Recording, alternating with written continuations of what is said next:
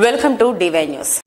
మెదక్ జిల్లా రామాయణపేట మండలం ప్రగతి ధర్మారం గ్రామంలో బీసీ బాలుర వసతి గృహంలో ఆహారం వికటించి 5 విద్యార్థులు అస్వస్థతకు గురయ్యారు.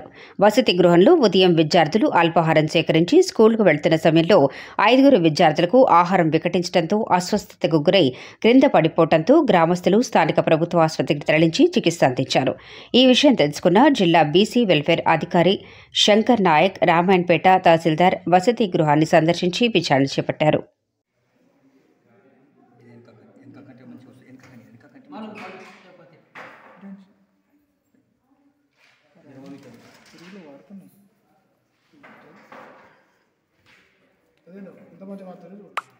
అటనే ఒక అడుగుతారు అట్లా పెడతారు కూరగాయలు సిటీలు కూడా కట్టిన లేవు నువ్వు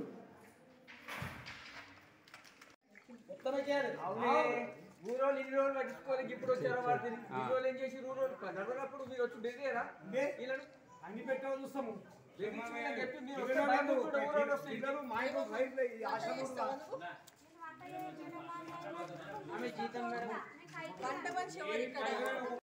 మొత్తం కొల్లిపూరు సార్ నల్లది నల్ల పురుగు తీపి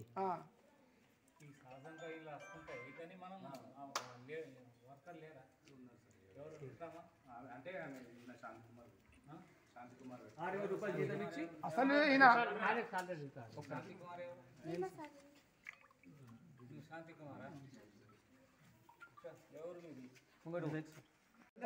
పొద్దున్న స్నానాలే వట తిండి లేదు ఎట్లుంది ఎంత ఘోరం పిల్లలు. ఛాయ్ కావాలంటే వాళ్ళు రూపాయో 10 రూపాయలు వేసి ఇస్తే ఛాయ్ పెడతారట, లేకుండా పెట్టారట. ఎక్స్ట్రా అన్నం కావాలంటే కూడా తగినంత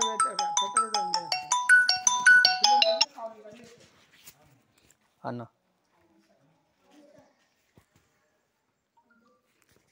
చెప్పు రమేష్.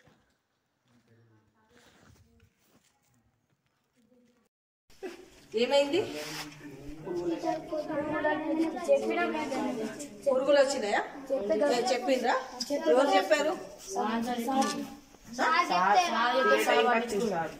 చెప్తే నేను చేంజ్ చేసిన మేడం పక్కకు ఇప్పుడు మేడం అడుగుతుంది చెప్పిన వాళ్ళు ఏం తిన్నారు పొద్దున? పప్పు అన్నం. ఏం పప్పు? పెసరపప్పు అన్నం. ఎన్ని గంటలకు తిన్నారు? డైలీ అదే టైంకి తింటారా? ఏమైనా తిన్నే మొత్తం అన్నం తిన్నారా? పడేసారా?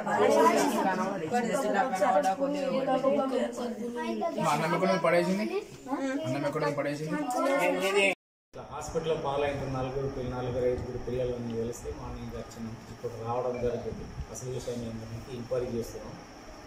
లోపాలు ఎవరెవరు ఉన్నాయి, ఏ విధంగా ఉన్నాయి, వర్కర్లు ఏ విధంగా పనిచేస్తున్నారు, వర్కర్ల గురించి కాంప్లైంట్ వస్తున్నాయి. ఆ వర్కర్లను సస్పెండ్ చేయడం జరుగుతుంది. ఇంకా వార్డెన్ మీద ఏమైనా తప్పులు ఉంటే వార్డెన్ మీద చట్టపరమైన యాక్షన్ తీసుకుంటాం. ఇది 100%. ఇప్పుడు కాబట్టి ఇక్కడ విధులు నిర్వహించకుండా వేరే అమ్మాయితో విధులు చేస్తున్నారు అనేది ఆరోపణ. యాక్షన్ తీసుకుంటాం. ఎందుకంటే విచారణ జరిపింది చేసి మేడం గారు కూడా ఉన్నారు. మేడం గారు ఎంఆర్ఓ గారి ముందట కూడా మాట్లాడుతున్నాం. ఏమనంటే యాక్షన్ తీసుకుంటాం. తప్పక యాక్షన్ తీసుకోకపోతే రేపు పిల్లల భవిష్యత్తు ఒక్కరు పోయి 2 హాస్టల్ కూడా వ్యాపిస్తారు. అవునా?